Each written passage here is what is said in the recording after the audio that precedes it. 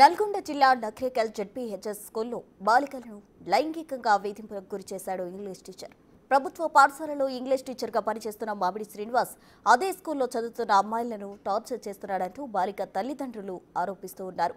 ప్రభుత్వ పాఠశాలలో చదువుకుంటున్న ఓ బాలిక స్కూల్కు వెళ్లకుండా ఇంట్లో ఏడుస్తూ ఉండడంతో ఈ విషయం బయటపడింది.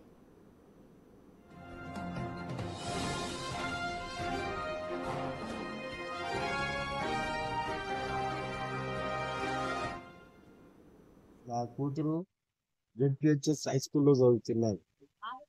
ఇంగ్లీష్ టీచర్ అనే వ్యక్తి 3 నెలల సంధి వేధిస్తుంది. నాకు తెలియని విషయం.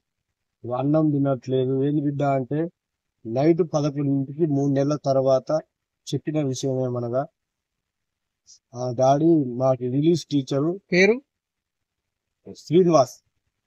ఆ శ్రీనివాస్ అనే వ్యక్తి వాళ్ళకి 3rd period లో చెప్తాడంట, ఇది చూడకపోతే క్లాస్ కాయ మాకాయ చూస్తలేవు ఏంది, బయటికి పోతుంటే బయట కనపడితే డల్లుకు కనపడుతున్నది ఏంది. ఒక రోజు వాళ్ళ ఫ్రెండ్ దగ్గరకు పోయి వస్తుంటే క్లాస్ దగ్గర కనపడి కారు ఆపి మరి మా కాలేజీకి రావట్లేదు ఏంది, నువ్వు వస్తావని చూస్తున్నా, 2-3 పిల్లల్ని ఇలాగా వేధిస్తుండ సార్. మరి ఆయన ఏందో మాకు తెలియదు. లేకపోతే ఆయన గవర్నమెంట్ టీచరా లేకపోతే ఒక గురువు అని దేవాలయాన్ని నమ్మి పంపిస్తాం.